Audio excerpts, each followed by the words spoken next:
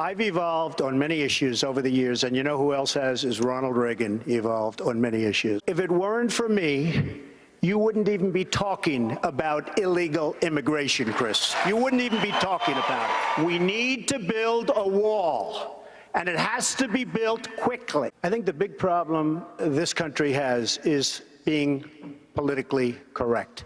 I've been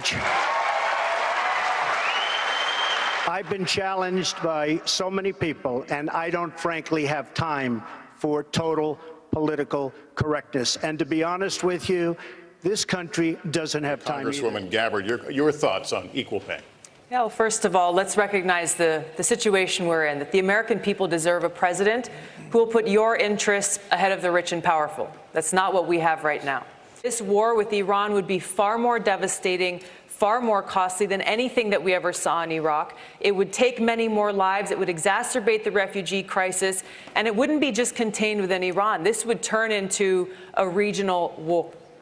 We need to get back into the Iran nuclear agreement, and we need to negotiate how we can improve it. It was an imperfect deal. There are issues like their missile development that needs to be addressed. We can do both simultaneously to prevent Iran from developing a nuclear weapon and preventing us from going to war.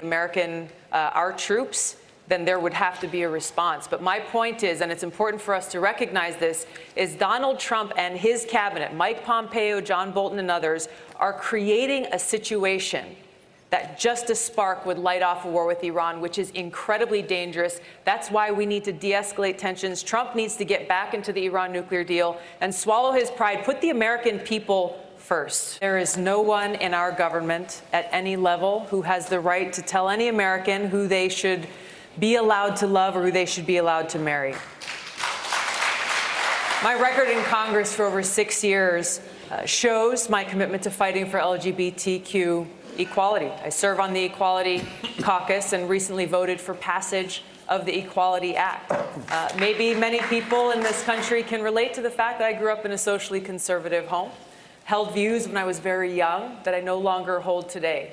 I've served with LGBTQ service members, both in training and deployed downrange, people who are facing discrimination in the workplace, still people who are unable to find a home for their families. It is this kind of discrimination that we need. We have to bring our troops home from Afghanistan. We are in a place in Afghanistan where we have lost so many lives. We've spent so much money, money that's coming out of every one of our pockets, money that should be going into communities here at home, meeting the needs of the people here at home. We are no better off in Afghanistan today than we were when this war began. This is why it's so important to have a president and commander-in-chief who knows the cost of war and who's ready to do the job on day one. I am ready to do that job when I walk into the Oval. The greatest threat that we face is the fact that we are at a greater risk of nuclear war today than ever before. Our nation was founded on the principles of service above self. People who fled kings who literally prospered on the backs and the sacrifices of people, coming here to this country, instead putting in place a government that is of, by, and for the people.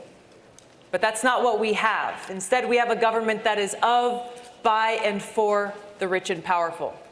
This must end.